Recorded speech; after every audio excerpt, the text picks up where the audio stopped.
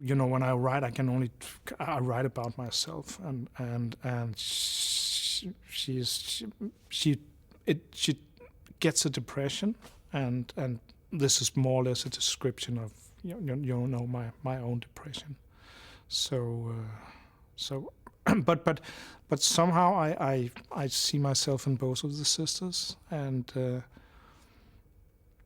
it's kind of, you can also, if you choose, see them as one person, two sides of the same person. I think that's how I write. Yeah.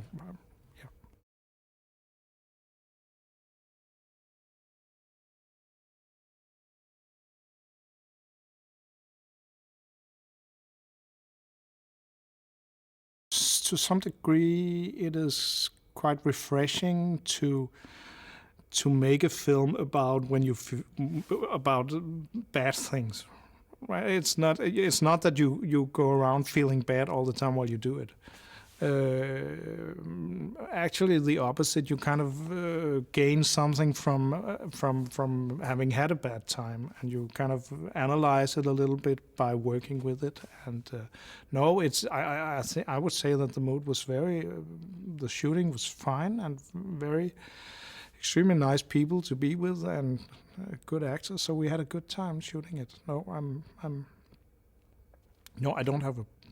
You don't, because you make a tragedy. You don't go around kind of crying all the time. It's kind of professional, I would say.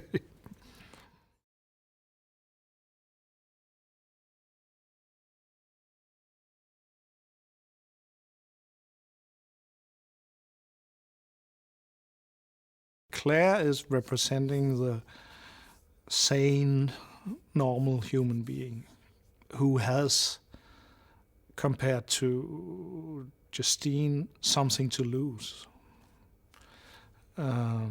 She has a family. She's not nearly as egocentric as Justine is, and she in this catastrophe situation, she would panic, typically.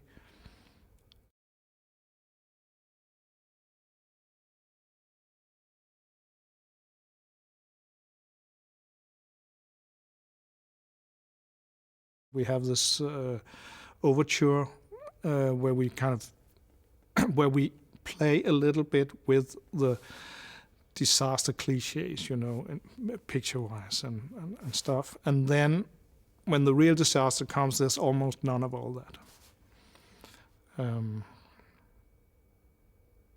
It's based a little bit on the idea that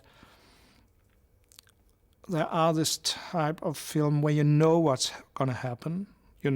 For instance, if they go on board Titanic, then you kind of, is it going down? You have an idea of what's going to happen, and you know what's going to happen, and still the film is worthwhile seeing, because you're not in doubt of what is going to happen, but you follow the characters that you've learned to know, and you follow them through this, and first of all, you want to know how is it going to happen and how is it going to influence, and it's there's quite a lot of films like that. I just saw In Cold Blood, Truman Capote, a film after the Truman Capote book, and you know that they're going to kill this family, and you know that they're going to be, and they will hang afterwards, and still it's a very, very exciting film to watch. So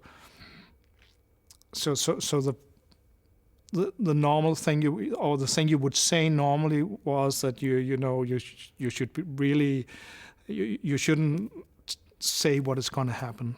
That's kind of the normal thing you would say. But I will still claim that in most films you know what will happen. James Bond survives, right? And for other films, you know what will happen, and still you're kind of you're very interested, because you want to know how is it going to be, and how will James Bond or whoever react to it.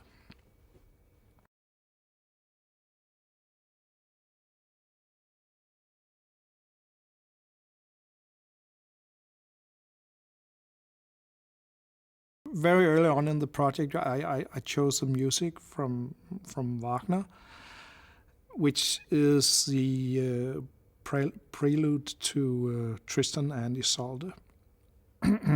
And that is not what you would consider melancholic music. That is what you would call romantic music.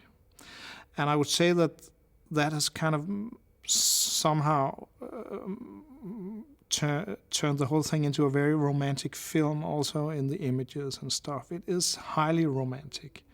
Also the whole idea about this planet coming and this woman's relationship to the planet and stuff. Everything has a romantic ring to it.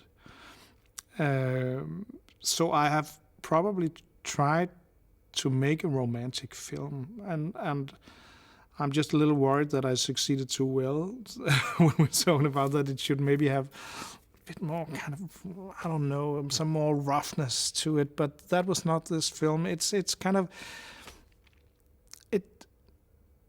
you know, these images kind of make themselves in a way.